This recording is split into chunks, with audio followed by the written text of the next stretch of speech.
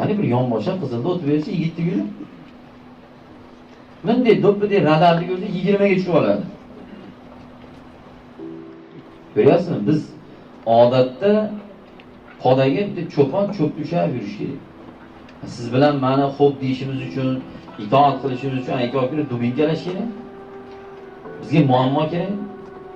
Bugun biz yaxshi hayot yashab, chiroyli ibodatni chiroyli qilish uchun yoki pulimizni yaxshi topish uchun hozirgi yashab turgan joyimizga xo'p deyishimiz kerak. Kim masalan hozirgi qamalib yo qamaldan chiqib yurganlar kim unga vahobiy bo'lsindir, kim unga hizbut bo'lsindir. Kim shuncha xalq, dunyo musulmonlari yurgan mazhabda yurmasin. U bilimdon ba'zilar nima bilimsizmi? Bitta Qur'onni 10 desini bilmaydi. Yana mazhab kerak. Sen kimsan sen? Burhoniddin Marg'iloniy mazhabda yurdi-yu. Kimsan sen?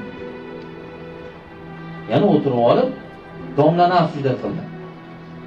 U domla bunaqa bo'ldi. O'sha joyingsan, uni ta'lim qilishni oldi.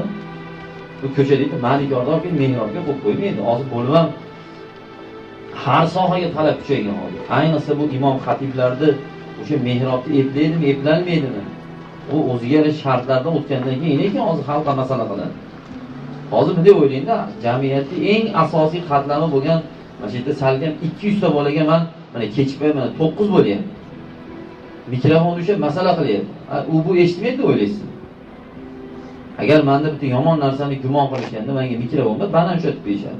Yeb o'tirib kim bo'ladi? Endi de fikr qilib ko'rsangiz, hozir o'rdakni dunyoni suv bosib o'rdakka nima qilmaydi? Shunaqangi yoshlar ko'paydi. Qarqarab ketyapmiz. Prezidentimiz qaysi davlatga ketdilar? Atdan nima dogovor qilib keldilar? Atdan bizga nima zo'd qurlarkin? Mana sentyabrda qanamoshni chiqarkin. Qaysi sportsmenimiz qayerda bizni bayram ko'tardi ekan. Shular umuman ishi yo'qlar. Shu telefonda megabayt bo'lsa, cho'ntagida 30 ga pul bo'lsa, tamom bo'ldi, yetadi. Hayot shu uchun. Qiyomat kunida hali Xudo siz bilan mendan aytdimi? O'li ko'zdan so'raydim deb tushadi, burundan so'raydi hali. Nimaga? Xudodan qo'rqqan odam hiylasi ayolini hiylini hiylaydi xolos. Boshqa begona ayolni hiylini hiylamaydi. Hozir nechtasi bor? Robbim Alloh deydi, iymonli bo'lgan musulmonman deydi. Lekin qo'shtirnoq ichidagi o'sha buzuq ayollarni kerak bo'lsa hiydini maqtayapti. Falonda qazan, Pekinda qazan. Xotinini o'g'liga o'qiyotadi. Xotini telefon qilsa 4 sekund gaplashadi. Yo'q, tas qo'yadi. U o'ynash telefon qiladigan telefon qizib, chirib, erib ketadi, o'shanda o'chadi. Xotin bilan 1 minutga bormaydi. Shumi biz ahvolimiz? Deb burundan pastga og'iz bor. Eng yomoni mana shu. Hali attabatda ham birov jog'isini tilsam deb surishtiringda bu til ketgan bo'ladi. Til sabab bo'ladi. Rasululloh alayhisolamlarga bir yigit kelib, menga bitta nasihat qiling, shuni qilib jannatga kiray deganlarida Rasululloh tillarni ko'rsatib aytgan ekanlar, shuni tiy jannatga kirasan. Chunki bobolarimiz u haqiqiy erkak bobolarimiz aytib qo'ygan, "Ey yigitcha" degan. Gapni katta gapirma, nonni katta tishlayver, gapni katta gapirma. Bugunchi bugun. Nima qilamishlar? Yo'q qilib yuboramishlar.